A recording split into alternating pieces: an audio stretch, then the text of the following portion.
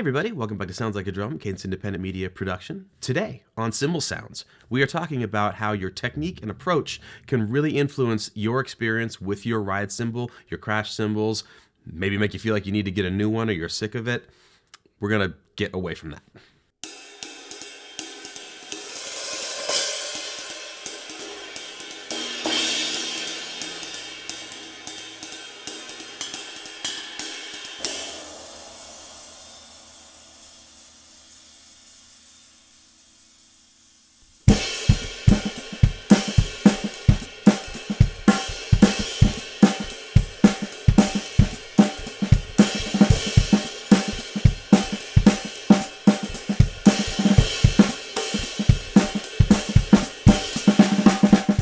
And instead, we're going to talk about all the possibilities inherent in exploring a single cymbal and understanding that our technique, our grip, how tight it is on the cymbal stand are going to really drastically alter our experience of that instrument. First things first, before we even start hitting this thing, we need to mention, very importantly, this is one of those all the time things, have a sleeve on your cymbal stand, nylon sleeve to protect the center hole of the cymbal.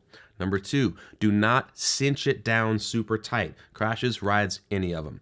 Some tension is okay to stabilize it, but it's going to shorten the life of the cymbal and it's going to limit the resonance of that instrument, which is going to change how all of this works. We have talked here and elsewhere in the past about the importance of felts and wing nuts as well. If you choose to live dangerously and not utilize these things, you may have a flying cymbal off of the stand. At the very least, you're going to be increasing the likelihood that something tragic is going to happen to these alarmingly expensive instruments.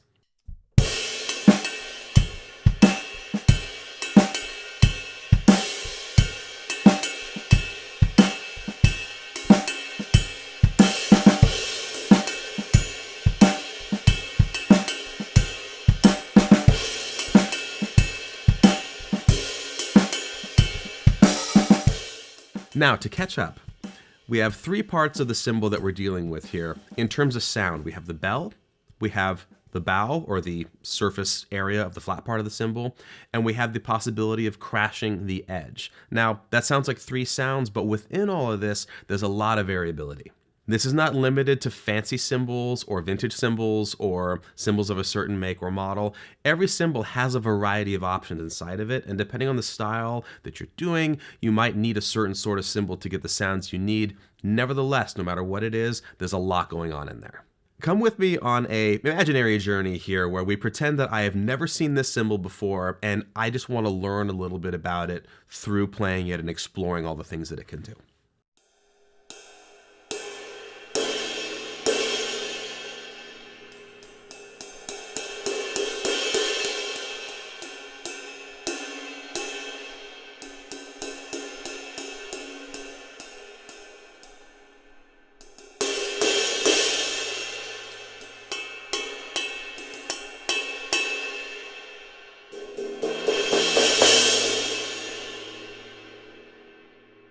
This is how we here like to start to get acquainted with a cymbal, even like in a drum shop or a music store in general.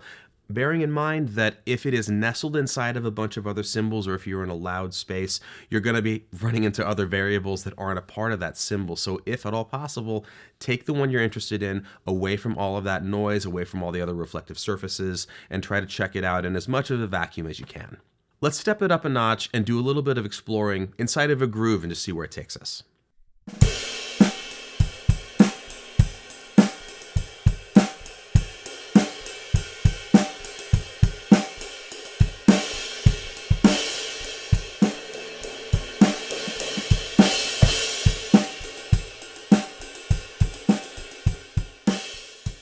Now that we've put this cymbal in context, there's a lot going on here. We've obviously used this cymbal for years here at the show and played it a lot.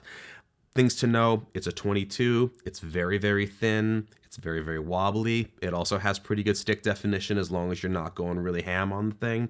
And the bell speaks pretty clearly too. This puts it pretty well in the realm of a ride or a crash ride because of the size and the fact that it is rideable, but beyond those kind of defining words, what else is going on in here? Well, for starters, we have zones in a cymbal the same way that we have recently talked about zones on a snare drum or a tom, and they don't all sound the same. Some cymbals will have a sweet spot, Some cymbals will sound really similar over the entire surface area. It comes down to the way that it was hammered, if it was hammered at all, the weight distribution from the edge to the center, how heavy the thing is in general, and even what sort of sticks you might be using. This means for us that all of these variables can influence the sort of music that we make with the cymbal and, frankly, whether or not we get sick of it quickly. These might not all be things that you would notice in the context of playing with a loud band or on a stage or something like that. However, when we're looking to be creative and looking to understand the instruments that we have, it's worth checking these things out because there's always going to be opportunities and contexts to utilize the subtleties of these instruments. And if we're not doing that, then we're really not having all the fun.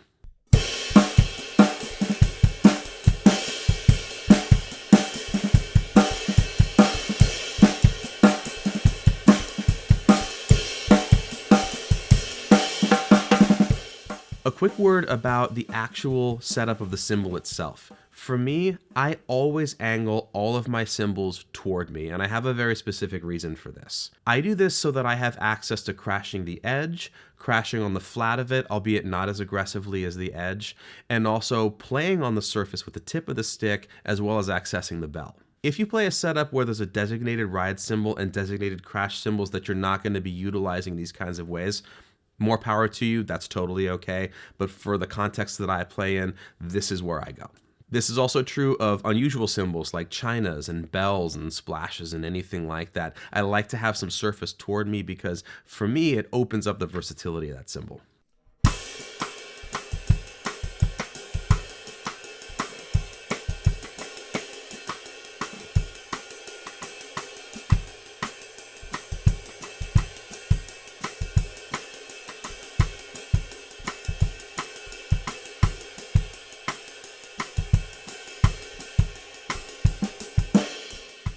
Now let's talk about crashing. First, some people say that you have to hit with a glancing blow. Some people say you're not allowed to hit it straight on. Some people say you're going to break it if you hit it straight on. None of these are true and none of these are false. These are all just options. And the fact of the matter is they all sound different. So for me, hitting with a glancing blow is a sound choice. Hitting with a straight blow is another sound choice. Hitting with the shank on the flat of the cymbal is a specific lower volume in the midst of a pattern sound choice. Let's get away from the idea that there's a right and wrong here, and instead, let's work backward from a sound that we're looking for, because what this means for us is, in the context of music, we don't have to make conscious choices anymore. We can just play and hear a sound, get that sound, and move on. In the case of this cymbal right here, I oftentimes will crash on the bow of the cymbal rather than going in for a full-blown crash while I'm playing on it with the tip.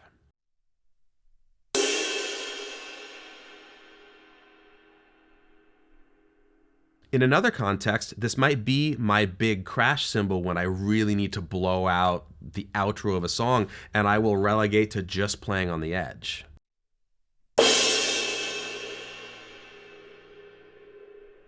On the other hand, there might be situations where there's a lot of crashing going on, and I want to only utilize this for the bell and kind of ignore the rest of the cymbal entirely.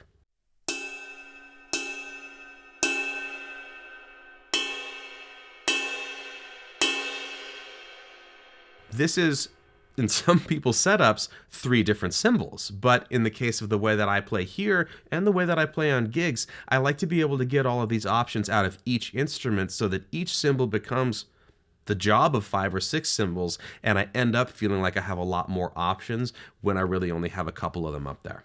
It's worth noting at this juncture that everything that we're talking about here is also applicable to a hi-hat or hi-hat stack scenario, with the idea in mind that there are more variables because there's another cymbal underneath it. If it's a stack, there might be even more than that. But in terms of the behavior, response, etc., same goes.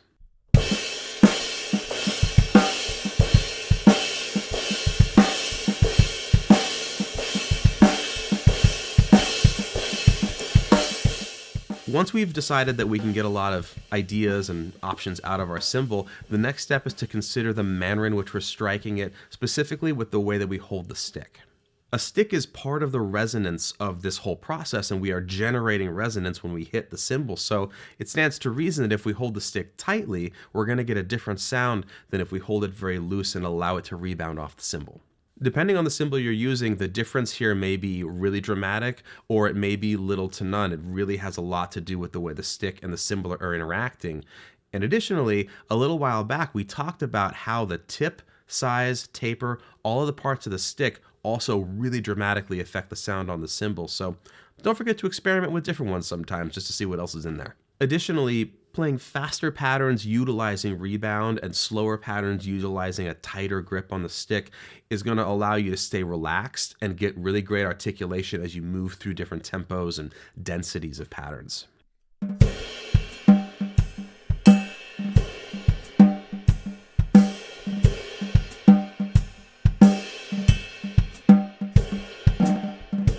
Earlier on, I touched a little bit on the idea that the way that the cymbal is constructed can affect these things. Something that I've noticed playing a lot of different cymbals is that there will oftentimes be a sort of hollow sound around the bell on the bow of the cymbal, maybe coming out like 2 to 6 inches from there, that sounds gongy and has a low overtone. The cymbal doesn't have a dramatic one, but there's a little bit of that in there. This sometimes is an actual construction property that's meant to separate the stick sound on the body of the cymbal from the bell. And if you've ever played a cymbal, I'm thinking about a really great Paiste 2002 I had a long time ago, where playing on the flat of the cymbal would actually activate the bell and have this kind of high zingy tone. That's an integration of the bell into the stick sound. Separating it can give you really great stick and really great bell without so much interaction. What this means for us is that you might play a cymbal like this and feel like there's a defect or a problem because there's an area that sounds different than the rest of it, and I remember feeling like this in the past. The fact of the matter is that this is actually an opportunity for variety and an opportunity to get to know an instrument as it sits on the stand and see what it will do rather than starting with the idea of what you feel like it won't do. The best old Turkish K I ever had the very gongiest sound right around the bell. However, the stick sound, maybe like 2 inches from the edge, was ridiculous. And everybody that heard that cymbal tried to buy it from me. Someone eventually did. But that was a cymbal that really taught me a lot, in particular about the idea of playing it intelligently instead of thinking of it as an idiophone and just banging on it and wondering why it wasn't doing what I wanted.